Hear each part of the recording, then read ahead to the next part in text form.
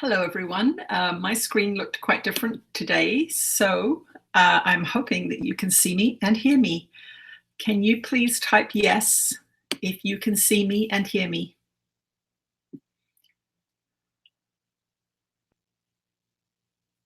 If you cannot see me, but you can hear me, I will continue the broadcast. But if you can't hear me, yes, you can.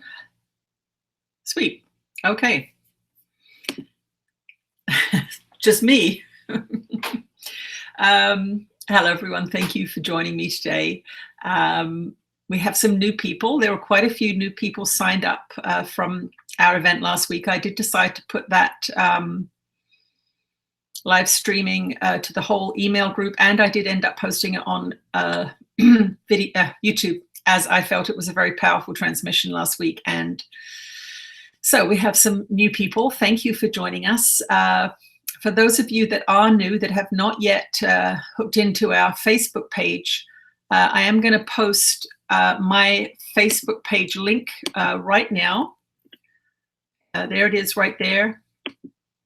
You can friend me on there today. I don't know everyone's name, so if you do it right after the broadcast, then I will go to my Facebook page and add everyone I can onto the private Facebook group. It's a really quite a dynamic group and some great discussions go on there, so it's fun to join.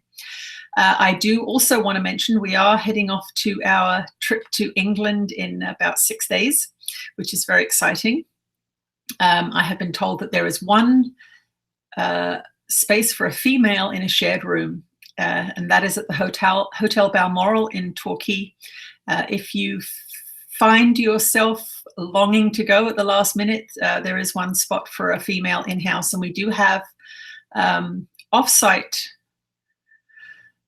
openings. We have opened that up because the rooms basically were full, and it's a big space, so we could take some day trippers in. That would be for the 23rd, 24th, and 25th, the 2 half days, which are an evening introduction circle and the closing circle at the end. Those are not included in the drop-in price for the day trippers, although we have had someone that has asked to join those, and there was a little premium added for that. So that's that. Let me have a look at my calendar and tell you.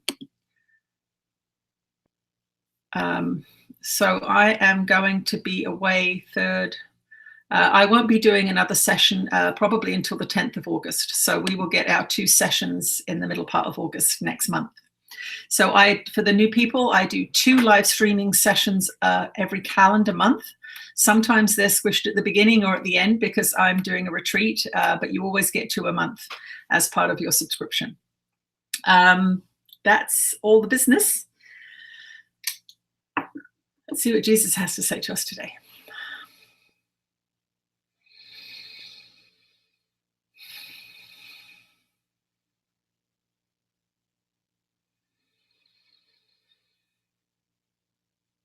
You are blessed beings indeed. I am that one that you know as Jesus. And as always, we are very pleased that you have all managed to organize your lives to come together at this time as one.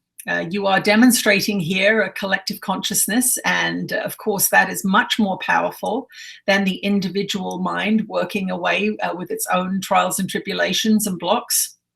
Together you are far more powerful. And this is one of the reasons that this group is having such a powerful effect on the entire planet.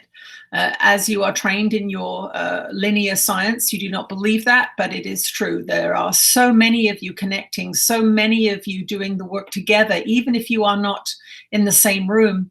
Bodies do not matter. It is the collectivity of the shared intention that is creating transformation. And so be proud that you are doing powerful, powerful work. And every time you choose to forgive instead of attack, every time you choose to forgive instead of hate, every time you choose to forgive, you are transforming the world in ways that are beyond your ability to understand.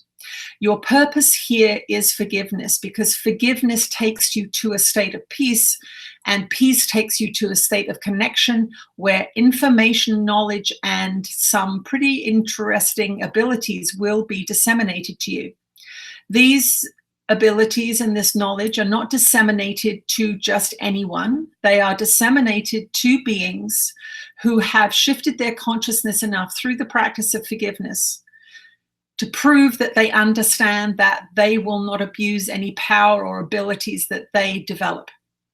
So that is one of the reasons that you do not have access to everything as soon as you start doing A Course in Miracles, because the ego has not been dissolved enough yet to justify giving you the incredible influence and power that you do have access to once the mind has quieted down. The quiet mind, the peaceful mind, the mind that is in accord with God's will, taps into amazing energies. They are given to you as your natural birthright. You have always had them, but because of the indoctrinations and training programs of this 3D world that you call your life, you have slowly disconnected yourself from them.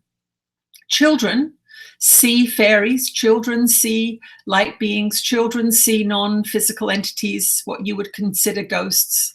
Children see all kinds of things. A lot of the time they don't tell you because it is just normal to them.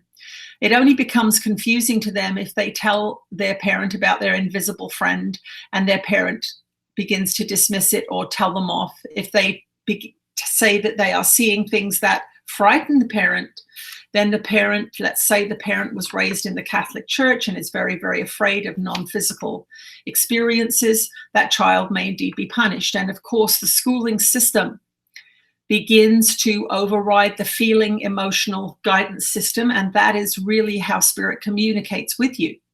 So many of you that feel disconnected are merely still suffering from the effects of your education system. And that is, of course, why we tell you to go out in nature, to dance, to sing, to get a coloring book, to buy some paints, to do joyful things, because that is what children do before they are conditioned. Children skip and play and make mud pies and take their clothes off and go swimming at inappropriate times. All of these things are vital life force coursing through that young being, guiding them to joy, guiding them relentlessly to joy. And so we must keep encouraging you to follow your joy. And many of you who are in your 40s, 50s, 60s, you see how challenging it is to reclaim your joy.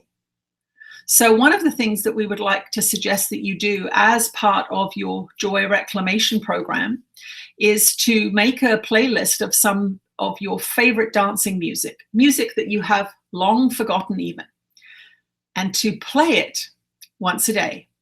To play it once a day and to dance, to play it once a day and to remember what it was like to be young and at a disco or at a dance in your local town. Remember the joy that you had of moving your body. And this is something that would seem frivolous to some of you. This is something some of you who are very intellectual and love to study spiritual material would argue that this is frivolous, but it is not frivolous. It is about joy. This program is deconstructing and giving you the opportunity to relinquish the beliefs you hold that are not serving you. Remember, we say you must choose. You must choose to let go of the beliefs that you have that are making you joyless.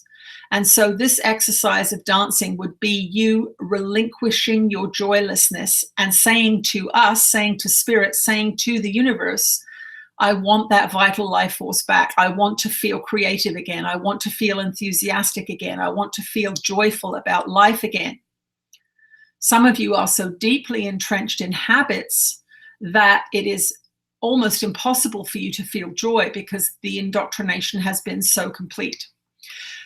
But many of you are here. Many of you are now 2, 3, 4 years into doing this work with us. Some of you even 5.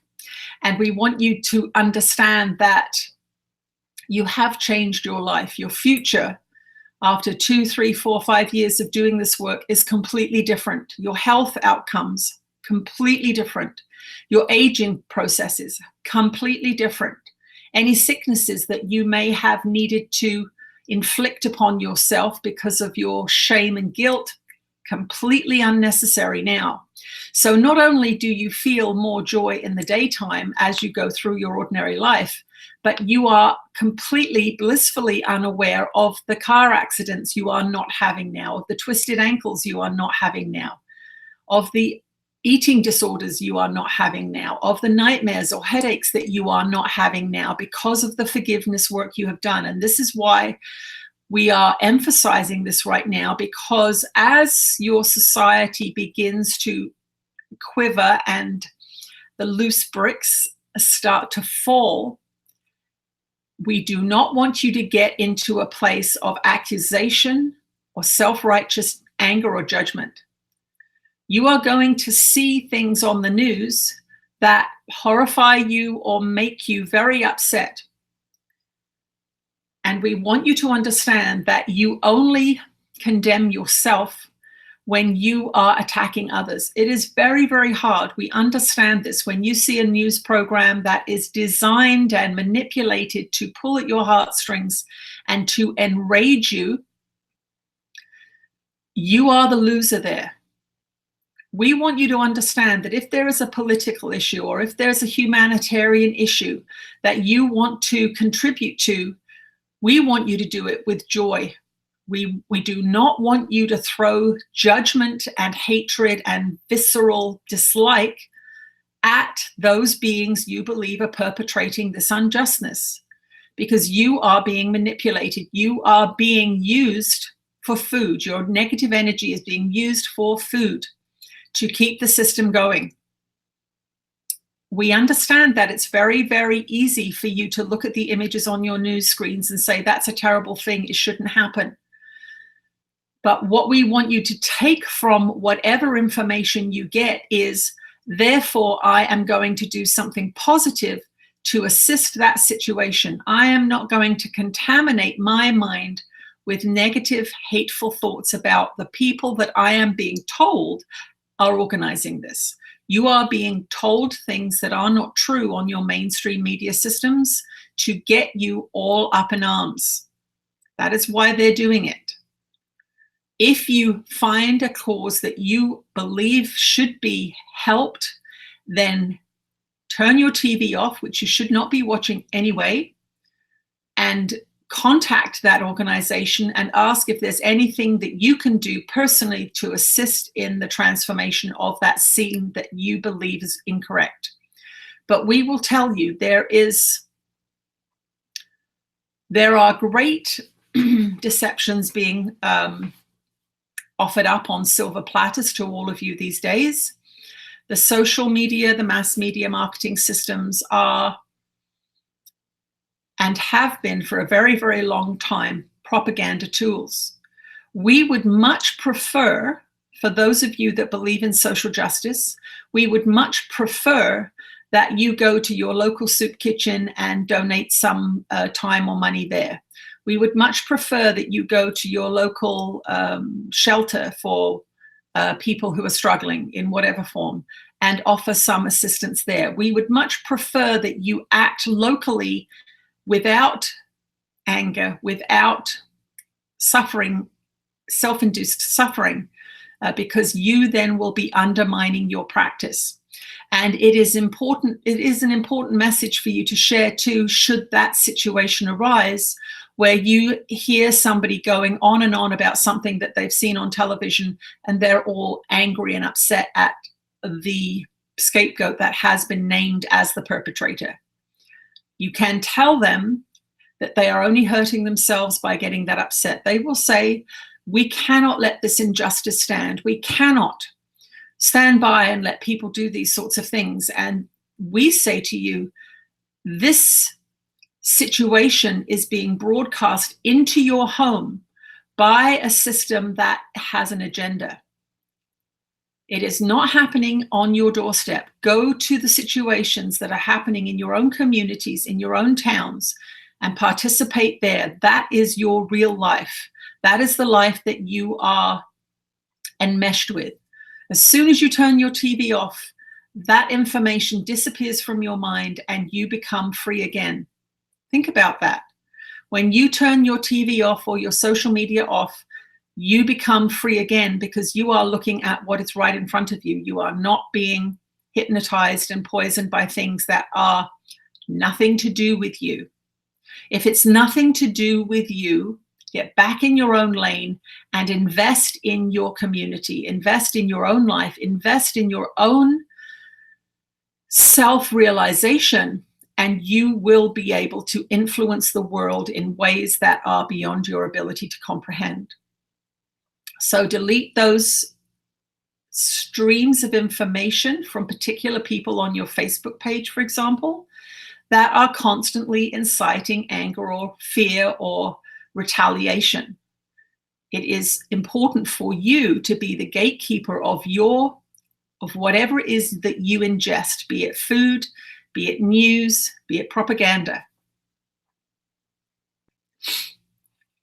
Times are going to become quite dramatic, and there will be plenty of stories shared with you to get you to jump on the I hate this person bandwagon, or I hate this group of people bandwagon.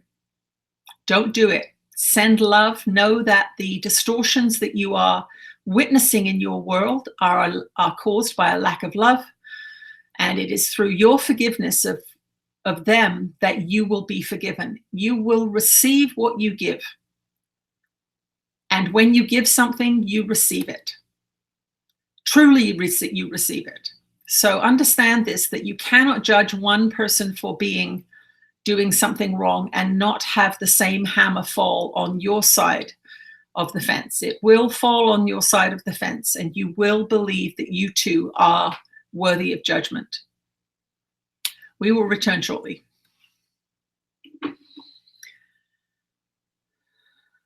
All right, let me just check in here.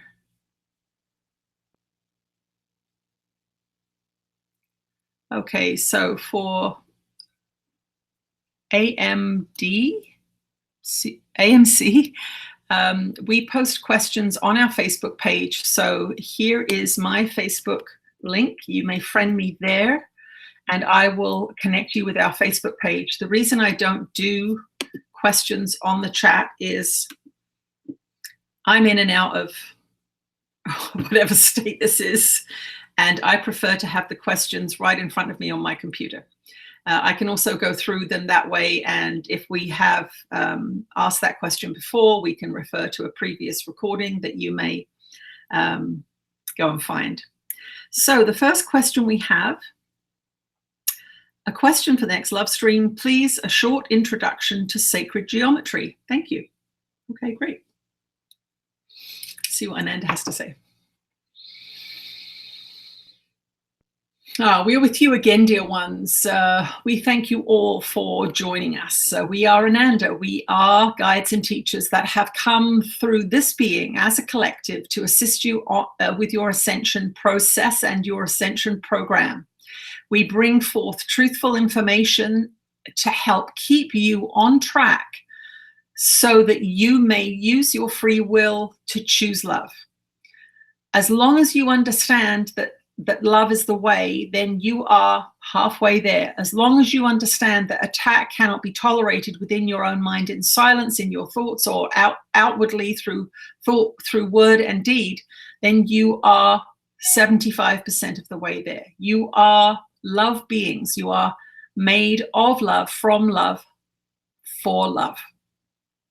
And so whenever you act out of accord with that truth, that's your reality. That reality is always there. And it is always there for everybody that you meet as well. And that is one of the most difficult aspects of forgiveness of the forgiveness process, is when you witness somebody else choosing an unloving act, and you are asked not to judge them because they know not what they do. They are behaving in accord with the beliefs that they have allowed residence in their mind, and that is not really any of your business. We will never say to you, if somebody is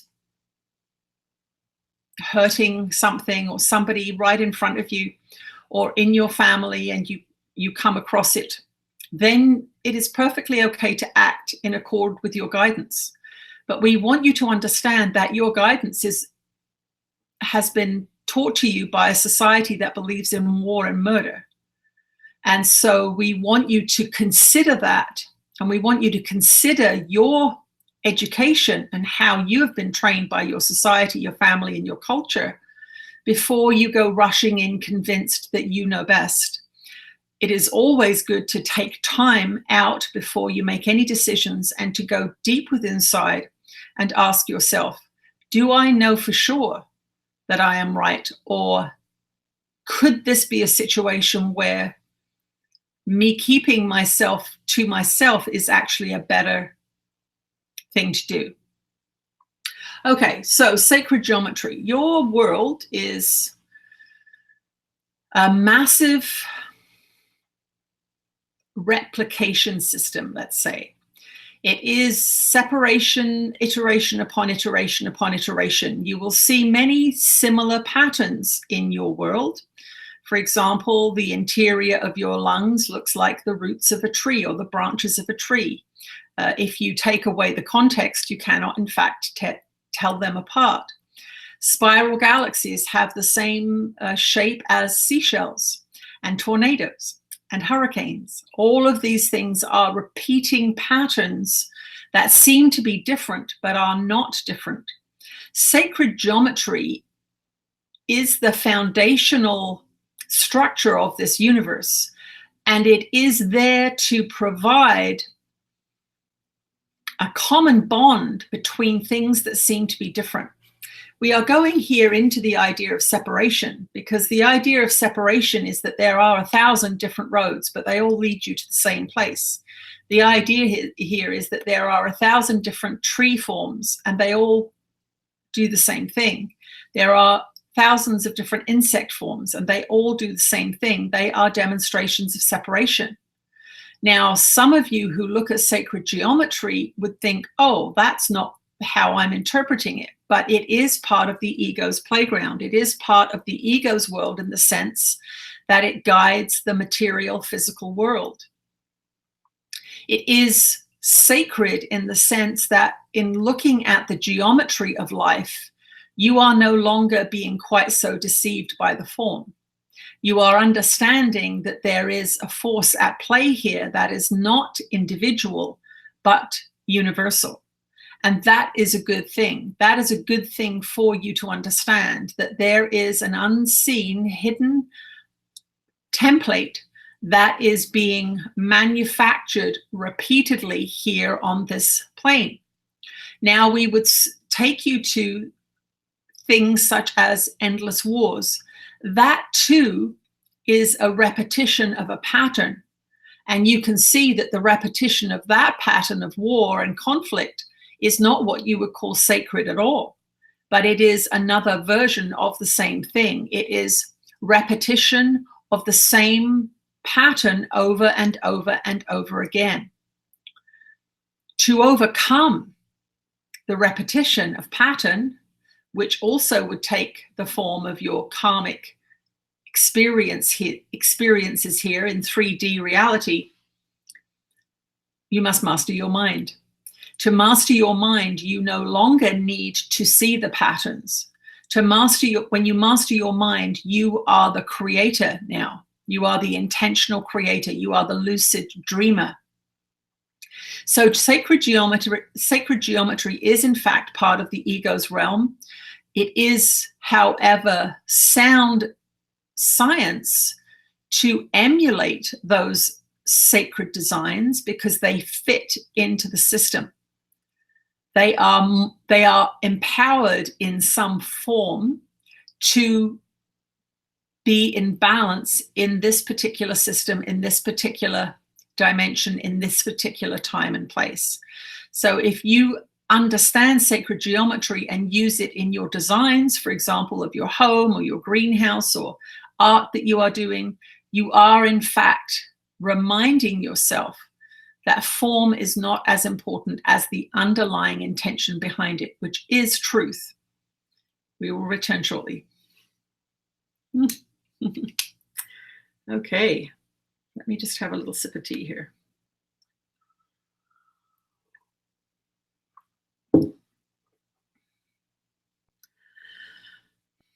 Okay. Would Jesus or Ananda elaborate on the Buddhist concept of bodhisattva? If we raise our vibration and awaken from the dream of separation, then how is it possible to incarnate back again into lower frequencies? How is it possible for an awake being to come back into the separation dream? So a bodhisattva is an enlightened being that comes back to help humanity, basically, by choice. The Course tells us that mind awake never sleeps and that only the separated come here. And yet I have heard of people that do not need to be here,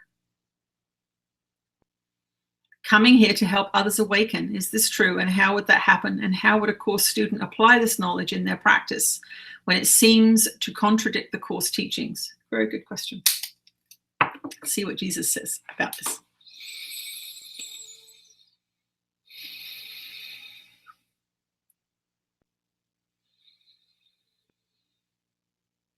You are blessed beings indeed. I am that one that you know as Jesus. And one of the qualities of an enlightened being, somebody who is fully awake, fully in alignment with love, is that they are now lucid dreamers.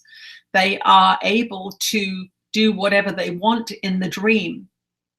They are not bound by the dream anymore. So just as when you lucid dream in your own dream time, you realize that you are dreaming and you can fly, well, that same thing can happen to the lucid dreamer who is in your level of dreaming that you call real life, that you call waking, but for more evolved souls seems to be a dream. And that is exactly how it plays out for them. They are not bound by your laws because they do not believe in your laws. You are bound by your laws because you believe in your laws. You believe in fear. You believe in attack. You believe in judgment. If you did not believe in those things, you would not experience those things. If you did not value judgment, you would not do it. You value it as a means of protection. And so all of the consequences that come from that belief also manifest in your world, in your body, in your feeling system. A bodhisattva is a being who has gone through the awakening process. They have aligned themselves completely with love. And they have, through communications with other enlightened beings who are no longer physical, they come to a conclusion that there is need for the message. There is need for the truth. And this has happened throughout this timeline's history, where beings have come in who are completely awakened to assist those who are still bound by untruth. I have, in fact, done this many, many times. I will manufacture the appearance of a body. It's not a body in the way that your body is a body, because it is by choice and it is by my design. I do not always look the same. I do not always tell people who I am, but I am able to come into your frequency and work with those who are of a lower vibration as a healer, as a teacher, and as a mentor.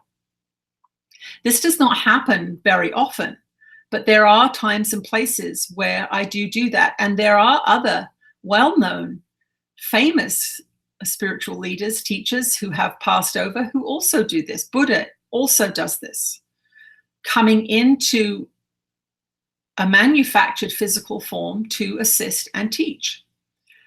We find it quite joyful. We find it quite entertaining. We do not broadcast who we are. We do not broadcast.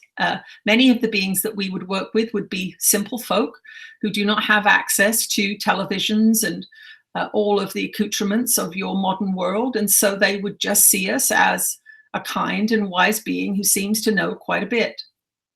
For us, it is a joy because we do not suffer. We do not suffer in your world because we do not believe in your world. We come in as dreamers, lucid dreamers, and we leave as lucid dreamers. So this bodhisattva concept is a true one, but the true bodhisattva doesn't forget. There are beings who are highly evolved, who are on perhaps their final incarnations who come in as great teachers, but they are still dreaming within the dream. They have not yet freed themselves completely from the illusory world of this 3D matrix. They come in and they remember some things. They know that they are meant to do something great, and they will work towards that goal, but they are still bound by some forms of suffering and some forms of sickness. But there are those of us who are not, and we enjoy coming in to another frequency to assist. It would be very much like a PhD doctor coming into a kindergarten class and helping a child build some blocks, or teaching them to write, or reading them a story. It is not that they are showing off. It is that they understand that some of the fundamental teachings to those who are unindoctrinated and learning are very, very important. And you do not always have access to wisdom on your planet. You do not always have access to wise mentors and teachers. And so occasionally we come in to do that work. We will return shortly. Ooh, interesting. Okay. Everything's still okay in Chatland?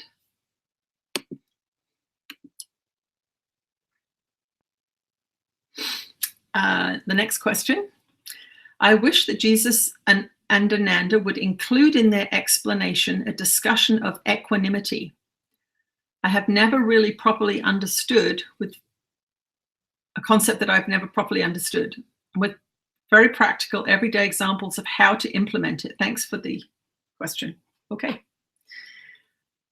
Equanimity.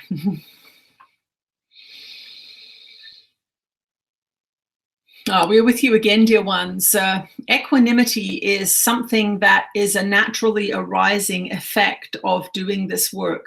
It is not something that you implement as such through intention, but it is something that you possess as a natural consequence of forgiveness. Equanimity is not being jangled by the world, not being upset by the world.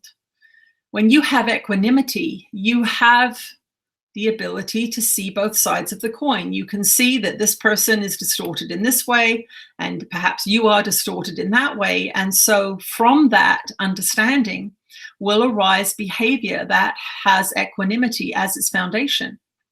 And so if you do not understand these teachings and you believe the other person is wrong, you will lose your peace and you will have no equanimity. It is not something that you can muster up in theoretical form. It will arise from you as a consequence of these teachings. So if you have no equanimity, you have more forgiveness work to do. If you have no equanimity and you are volatile, you have more loving cultivation that is necessary. It is merely a demonstration that you are on the right track when you have equanimity. We will return shortly. They don't usually give short answers. Okay, question for live streaming. Why would guides and teachers plan incarnational lives with us if the world and separation is an illusion? Why would they, guides, not tell us then what the Course is trying to teach us now to wake up? You're dreaming of separation, etc. Instead of planning lifetimes with us within the dream and supporting the illusion, and therefore, in a way, making it appear even more real to us. Okay. It's sort of similar to the Bodhisattva question, I think, but let's see what Jesus has to say.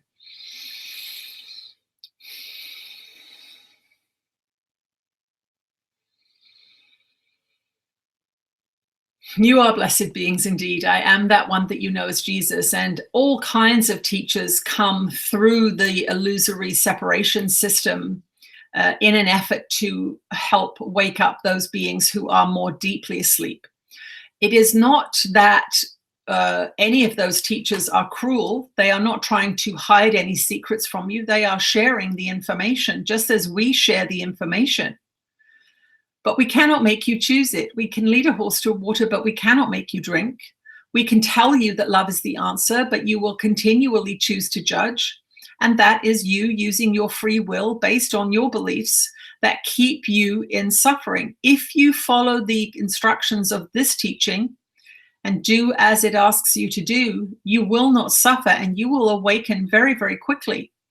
But free will is the rule here. We cannot, for example, tell you, let us say you have financial problems.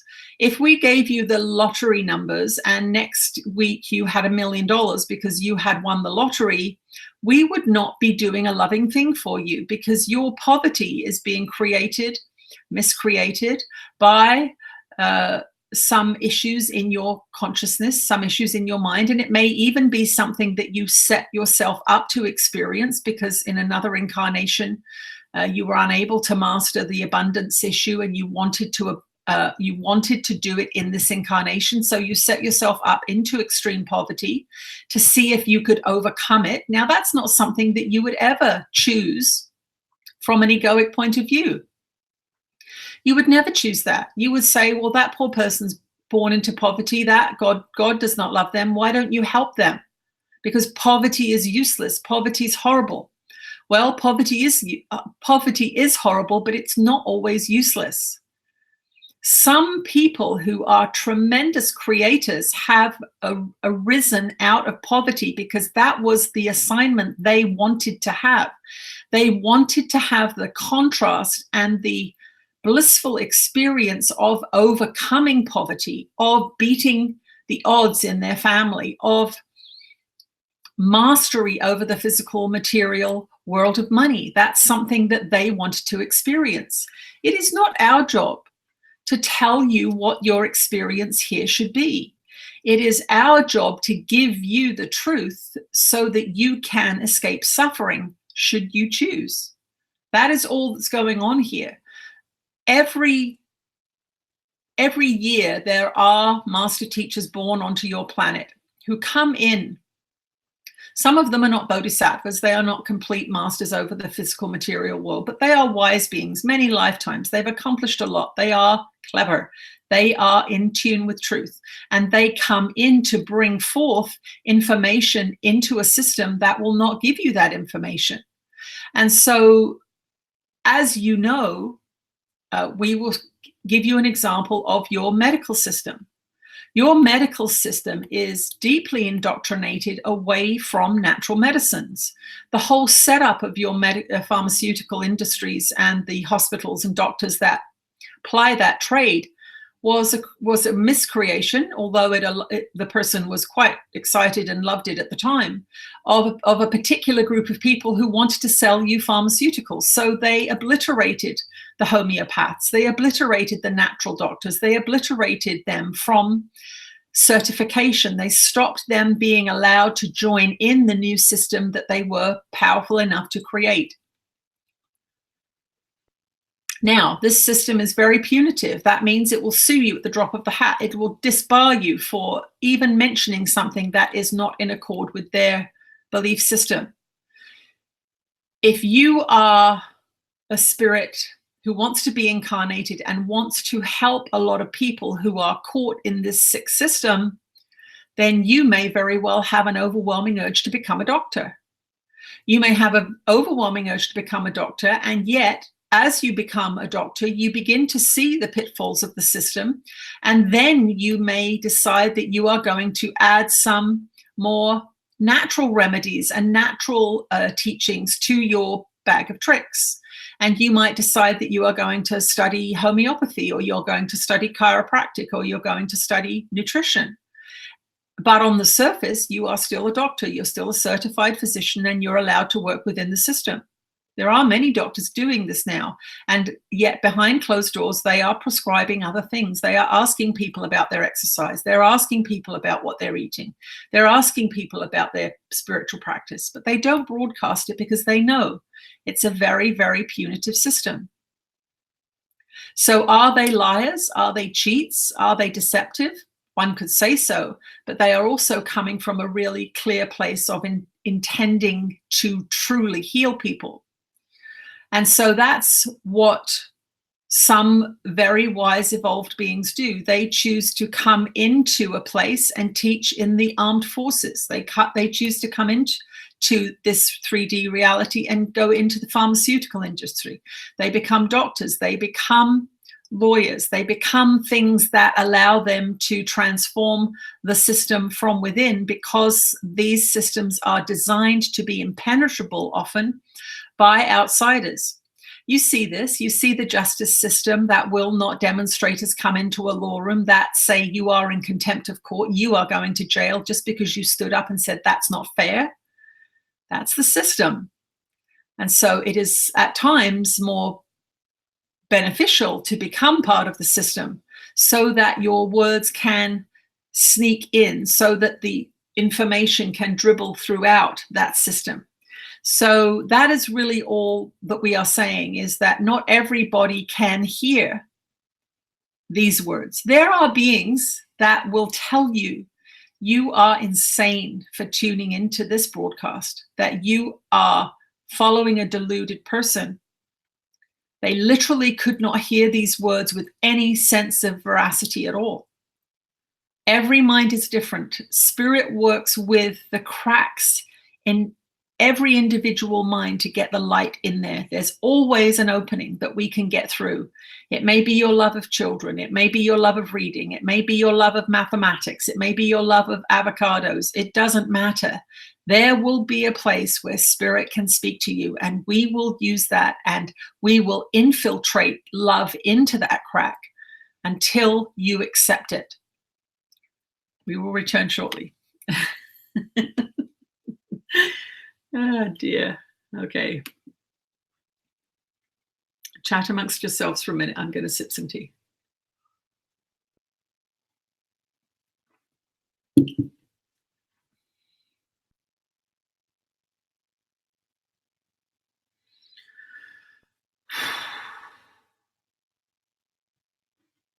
Oh, I'm getting my midday halo here. Let me turn around. Oh, now you're going to see my messy room. There we go. I am actually in the process of moving yet again. So things are going to get a bit disheveled back there. All right. Okay, sometimes I just need to take a little breather because so many words come through.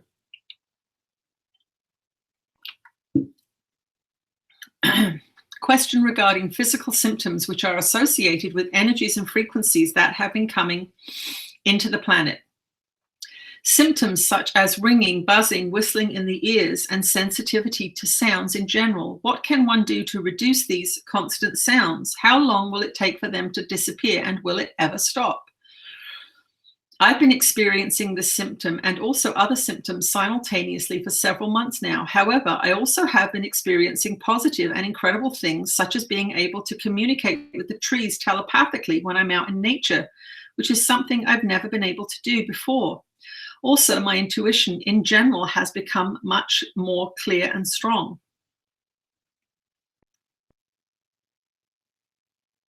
Okay, when are these darn symptoms going to go away?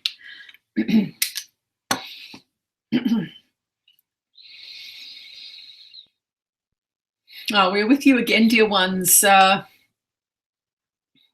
When you want something to go away that is good, that is a symbol of something good, then you are beginning to argue with reality.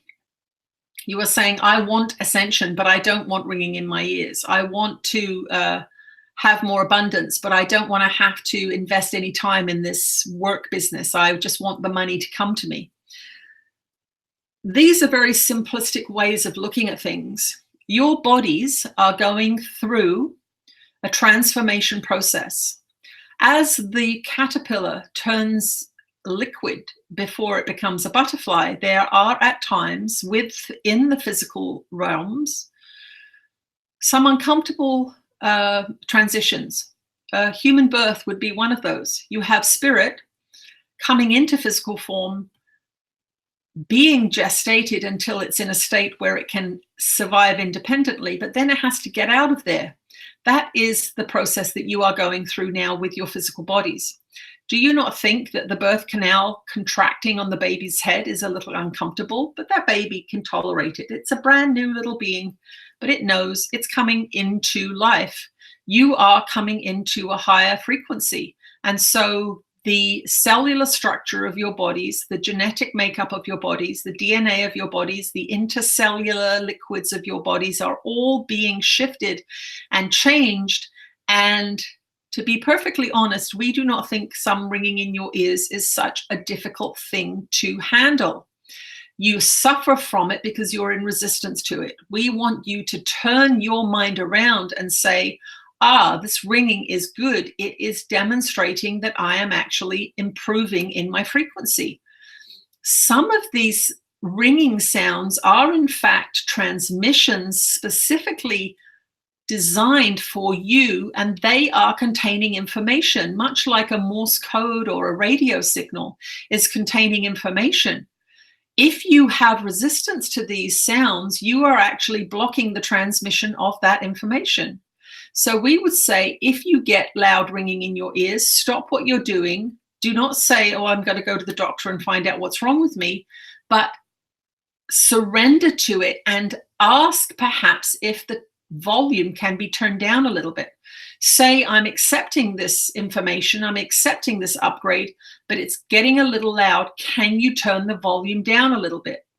When we come through this being, for example, there are times that the words come so quickly because we are trying to get large blocks of information. Envision a funnel. We're getting large blocks of information coming down into a very narrow space, and that can produce speed. The weight and volume of the information can produce such a volatility of language, so much information, words coming fast, fast, fast. And some people will say, you're talking too quickly, slow down. Well, that's easy to say. But when we're trying to manage a whole biological system here, a mental and emotional and physical structure, sometimes it comes through the way it comes through, and we have to just deal with it. We cannot always monitor the speed with which our information comes through. And that is very much what's happening with some of these ascension symptoms. It may be that you are becoming intolerant of certain foods. You think, oh my God, I've developed a sensitivity to sugar. I've developed a sensitivity to caffeine. I've become this high maintenance person you can't even take out for dinner.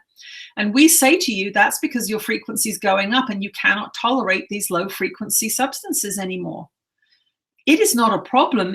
That intolerance is not a problem. It is a beneficial side effect to the frequency of your entire body-mind system going up. So do not judge these things as negative, but see them as positive side effects that you are currently unfamiliar with and that you now will interpret differently. The symptoms of ascension are going to be increasing. They are not going to be decreasing, just for your information. So reframe your stories. If you are exceedingly tired, sleep as often as you can. If you are exceedingly sensitive to foods, eat as cleanly as you can. If you do not want to socialize with people, choose solitude and use that time wisely for wonderful creative projects. Listen to what's happening, see it as guidance, and understand that you are not at war with this energy, but you are being uplifted by this energy into a new kind of being. We will return shortly. Right. Well, I do get ringing in my ears that sounds very much like do do do do do do, like tones, and I always just say hi, whoever it is, thank you. But it's not painful or disruptive in any way. It's usually when I'm getting ready to go to bed.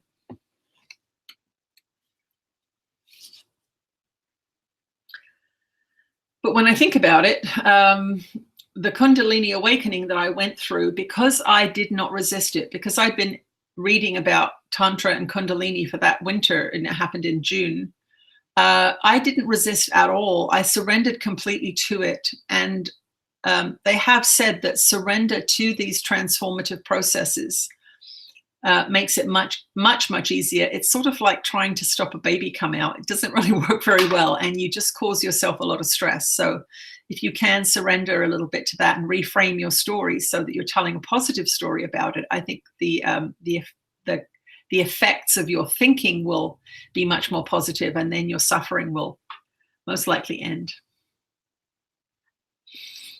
The Course states that the body is the ego's evidence that the separation is real and that God's Son is going to die.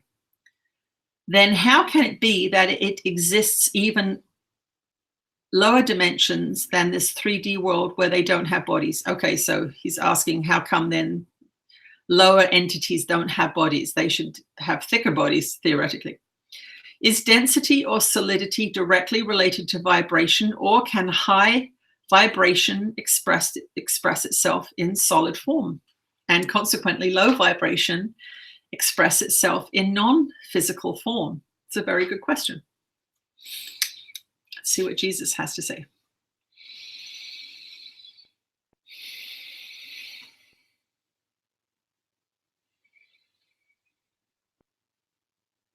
You are blessed beings indeed. I am that one that you know as Jesus. There are, in fact, other realms that have other rules.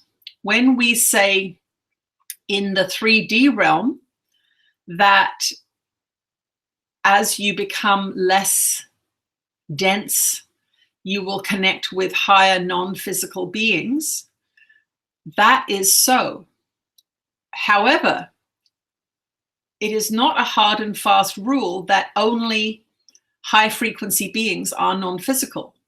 If you are contained in a physical 3D body, which means you're sort of in the middle of the 3D world, in the middle of the 3D matrix, then you are going to have non-physical experiences of higher beings.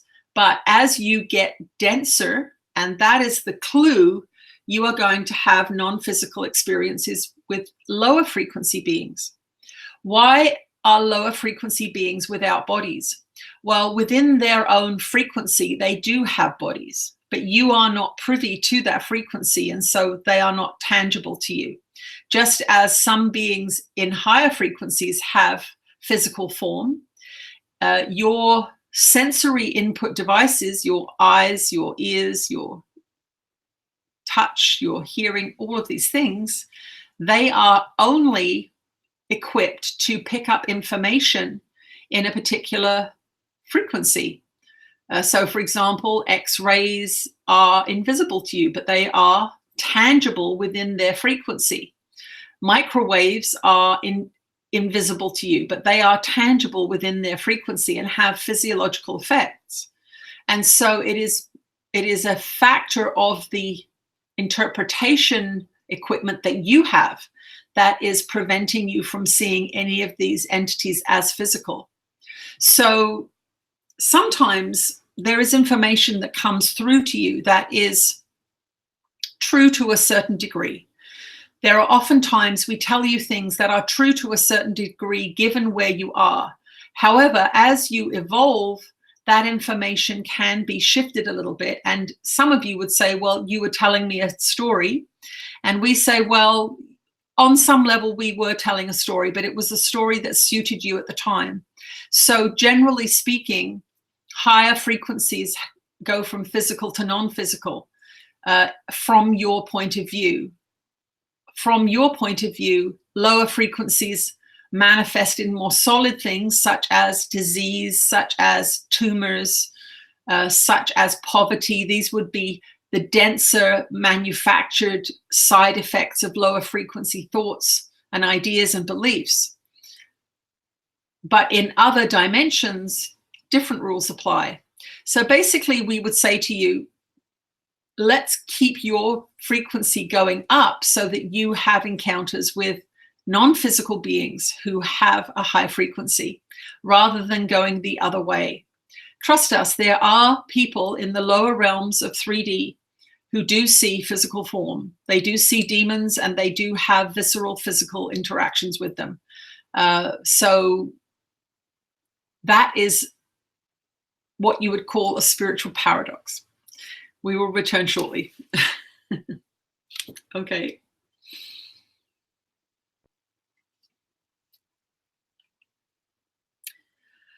When A Course in Miracles speaks about the world, man, etc., the universe, that it says is not God's will, which is based on the impure thought system of fear and separation,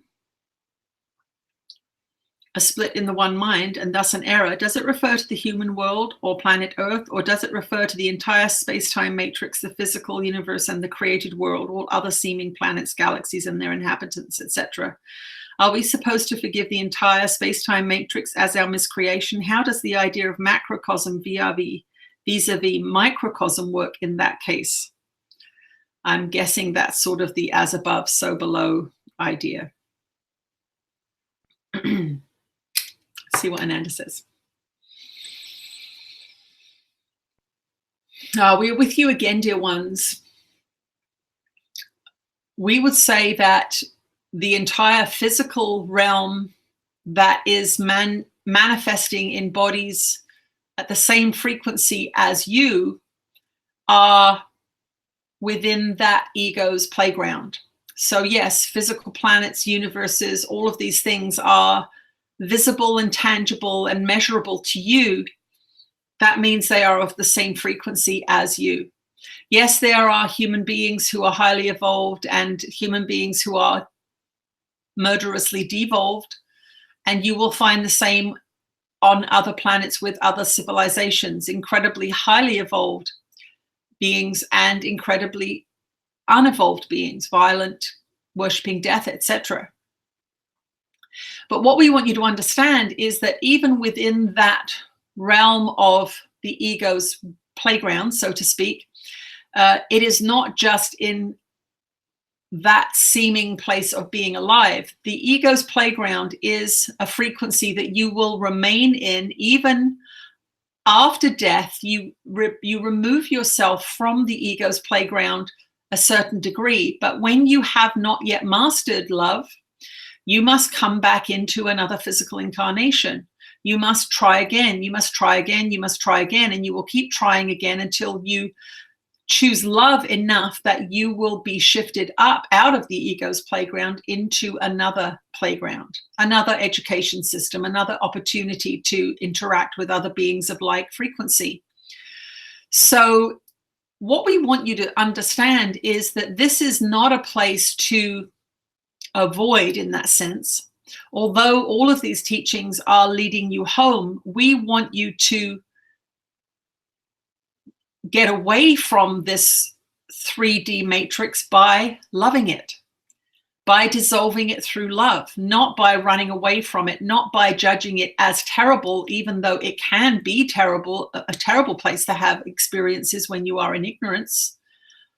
But it is through love and forgiveness that you will climb up out of the pit of your own miscreations. These are your miscreations. They are not being done to you. So in terms of extraterrestrial beings, you will encounter extraterrestrial beings who are of a similar frequency to you. And so beings that have had negative experiences are often, unbeknownst to them, carrying around some very fearful ideas. So envision yourself meeting high frequency beings and ask yourself, am I of a high frequency, or am I actually expecting something more from them than I even expect from myself? The physical material world disappears when you have completely and 100% united with love. It disappears from the mandatory program. So it's very much like graduation. Why would you go back to grade 9 when you have graduated and gone into high school? Once you've gone into high school, middle school doesn't seem very important, does it? It doesn't seem so intense, so real. And that's because you've moved on. And that is what will happen when you have mastered love. You will move on from this realm into another one that will offer you stimulating and challenging assignments. Do not think that you are all going to be sitting on a cloud playing harps. You have challenging and stimulating assignments that are given to those who have mastered love. We will return shortly. Okay.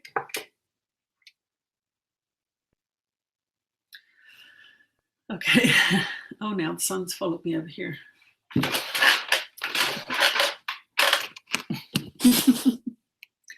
I think I'm just going to have to deal with it.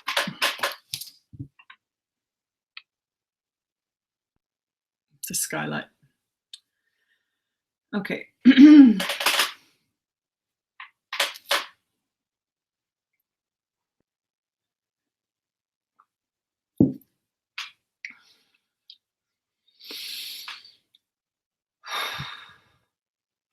I have a question to ask for the live stream on behalf of my sister. Her daughter has a condition that doctors have called NF1. Venus hasn't been attending regular checkups and having scans at the hospital. Her mother, my sister, sees her daughter as a healthy, vibrant 8-year-old. However, the letters from the doctors and these scans and tests often make her feel fearful. She is asking if Venus will be okay, and I am asking on her behalf, what is the best way to deal with this emotionally? My sister has not studied A Course in Miracles, but she has been listening to some of Tina's videos. Let's see what Jesus has to say about this.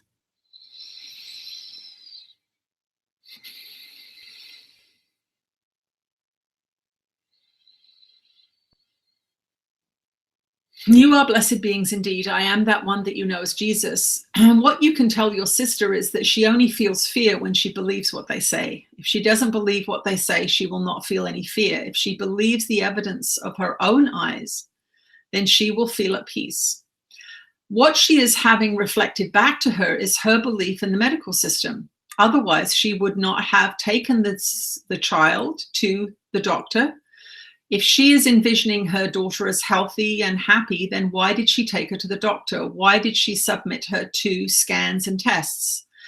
It is her own belief in the system that she is experiencing, and it is her own conflict that is causing the fear in her. So she has a desire to see the daughter healthy, but she also has a belief in the system, which is telling her that the daughter is not healthy. And so the mind is deeply conflicted. I believe in the system.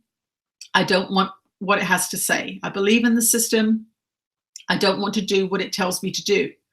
That means that there is a profound internal conflict within the mother's mind, and that is manifesting fear. A mind deeply conflicted will feel fear because it cannot make decisions. It cannot make a decision based on this conflicting information that makes it feel safer. So the ego mind then begins to panic, and that is the feeling of fear that your sister is having. So she must choose which side of the fence that she is going to go on. If she is going to go on the side of the fence that my daughter is healthy and is symptom-free, then she must support that with all of the practices that are required on that side of the fence. And that would be, for example, doing the lessons of A Course in Miracles. If somebody believes in the system that is terrorizing them, they must side with that system, and they must therefore go along with all of the prescriptions that that terrorizing system gives them because they believe in it. So what we would say as counsel to your sister, although she could listen to this broadcast, is to make a decision. Is she going all in on the health side, or is she going all in on the medical treatment side? Because it is very, very difficult to straddle that fence and not cause great anxiety, because as soon as you really believe in health, as soon as you really believe in alternative solutions, then submitting your child to the medical protocols will cause deep internal conflict. And vice versa, if you believe in the medical system and you stop following the protocols and prescriptions of that system, you will go into deep fear because you will feel that you are abandoning your child and mistreating her by not treating her. So the conflict in the mother must be resolved. However, when you are deeply indoctrinated into a medical system, you cannot just change it. You cannot just change it. You must understand the conflict is causing the fear and the anxiety, and so there must be a systematic approach taken by the mother to do all that she can to promote the health of her daughter, to use great discernment when allowing or permitting medicines to be given to the child. All side effects must be looked at. All chemical consequences must be looked at. And that decision must be made on an individual basis by that parent. This is not a place of wishful thinking. It is a place of decision and intention and focus. You have a lot of intention and decision and focus in your society on the Western way of medicine. It has, as we said in a previous answer, eliminated so many other things intentionally so you don't have anywhere else to go. But if the parent is conflicted, then she must understand that that profound conflict between allopathic medicine and holistic medicine is going to cause anxiety in her until she chooses a side. And so that is our advice to that being. We do not ever tell anyone the outcomes of sickness, the outcomes of experience. You must experience it yourself. The parent has a system of belief that is quite fearful. It's controlled fear. And within that system of controlled fear, sicknesses will arise. So the other way that the parent can really help the child is to begin to work on her fears, her control issues, so that she is not indoctrinating the child into the same thing, because you can give your children a terrible inheritance, which is your own fears. So we will leave it there for now, but we do recommend that the mother does the Course in Miracles lessons. Of course, we recommend that to anyone who's in a stressful situation, because it is not until you train your own mind that you can actually choose between two things. When you are deeply conditioned and fearful, you are incapable of choosing courage. Courage comes from knowing the truth. Courage comes from honoring your true spiritual nature, and courage comes from an absolute disbelief in death, or a belief that death cannot harm you. And so fears of this child's demise are going to increase anxiety. But if the mind is not trained, then those fears cannot be quelled, and they cannot be controlled, and they cannot be eradicated. And so it will continue on. So a choice must be made between health and sickness. That is the choice that the mother must make here. You can educate your mind into a healthy frequency, and that is what we would recommend for this being. We will return shortly. All right.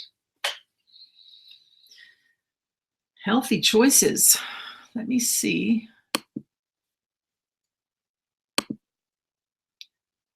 I had some other questions hidden away here.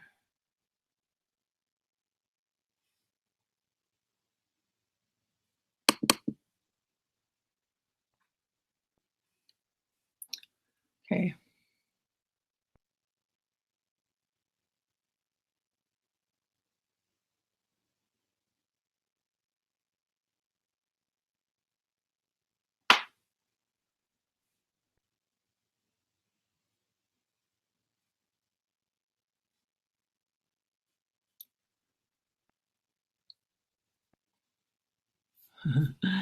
This is me trying to work two computers, sorry. Okay, we're going to go to, we have to go to the chat for a question. So,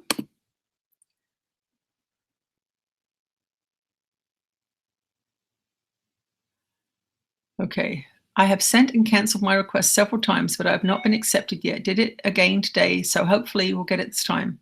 Okay, Jean, well, apologies for that. If I don't If I don't do it through this system of saying do it today, then I get names and I don't recognize them. So if you send me a friend request at that link, please put a message if you can. I will go to my Facebook page after this broadcast and start that process. What questions would Jesus like us to ask that we are not yet asking? No, you guys need to come up with your own questions. That's why I do the Jesus speaking in the beginning, so he can give you some guidance. No worries. August energy report.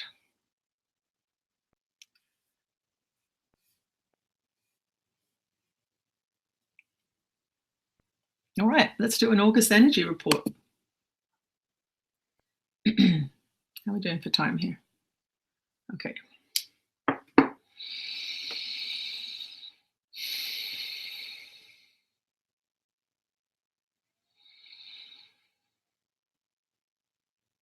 You are blessed beings indeed. I am that one that you know as Jesus. And the August energy report is increasing energies. Do not be distressed by feeling out of sorts.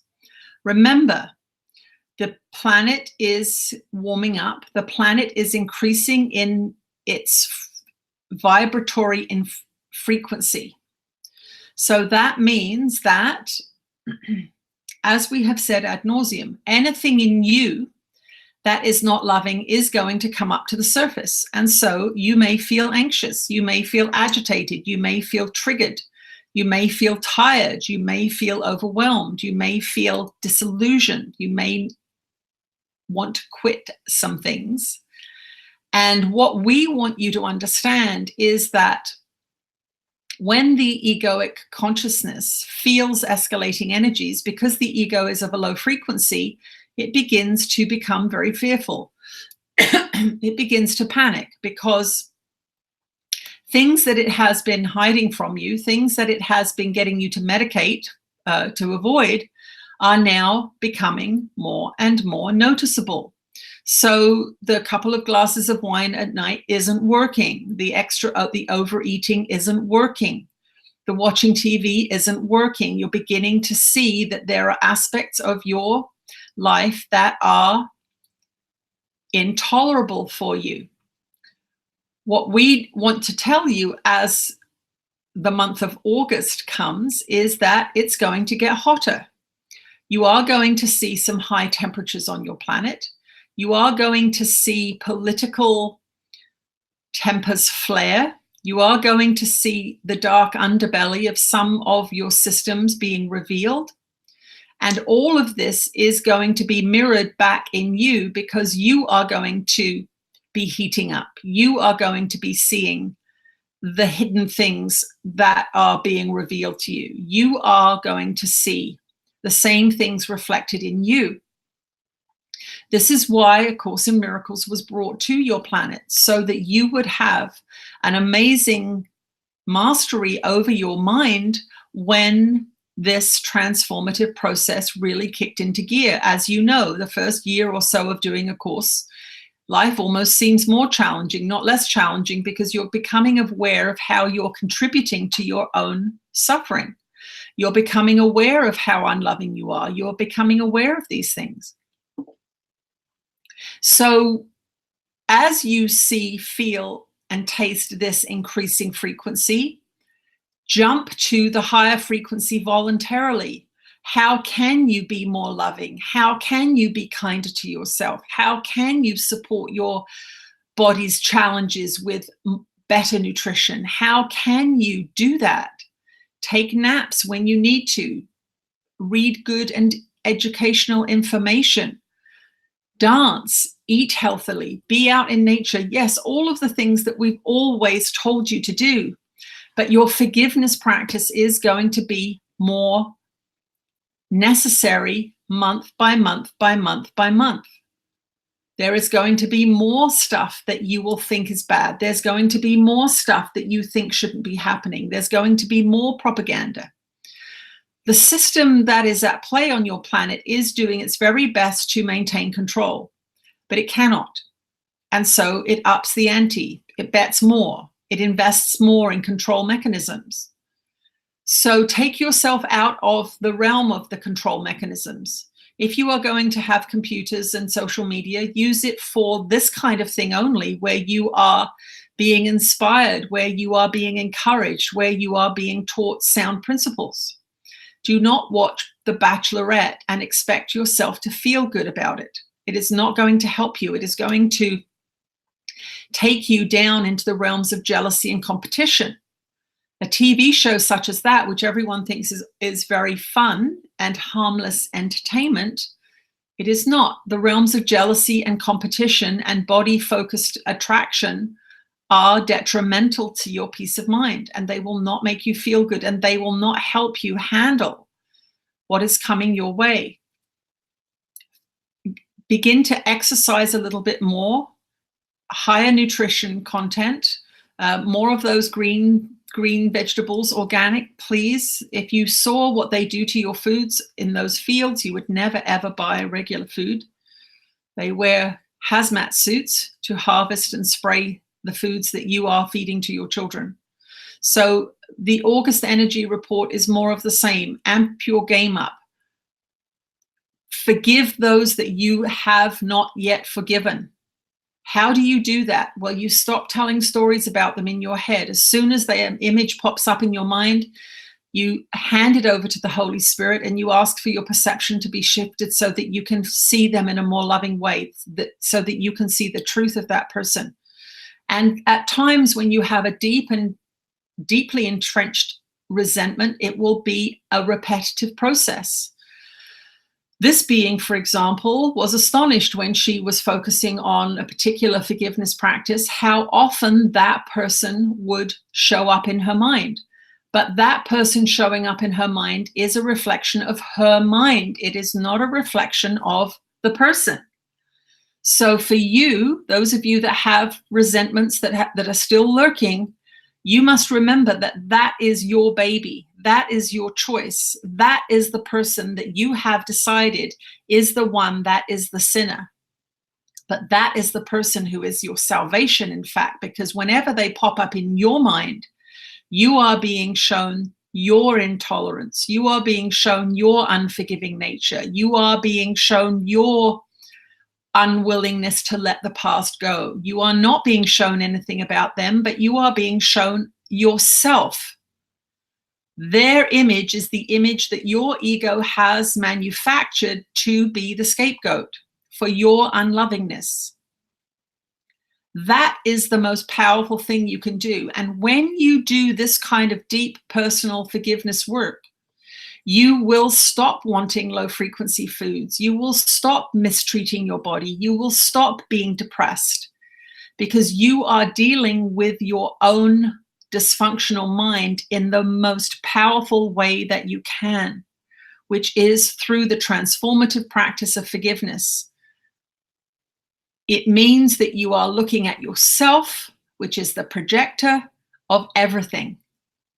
So to make August a great month, dig deep and get rid of all of those resentments that you have not yet removed. They are the weights that are holding you prisoner in this 3D matrix. Nothing else is. It is your choice. It is all your choice. So choose love in August. Choose health in August. Choose life in August. Choose forgiveness in August. The messages that we bring you are repetitive. We understand that. But we will remind you that over the last week or so, you have probably had some resentments come up, even though you may have been studying the course for a long time. There are layers upon layers upon layers of ideas hidden beneath your conscious mind in the subconscious that are driving the frequency and the projector that is manufacturing your life in front of your very eyes. You want to see these things. You want to feel these things. You want to know that they are there. You do not want saboteurs living in the basement that you do not understand and comprehend.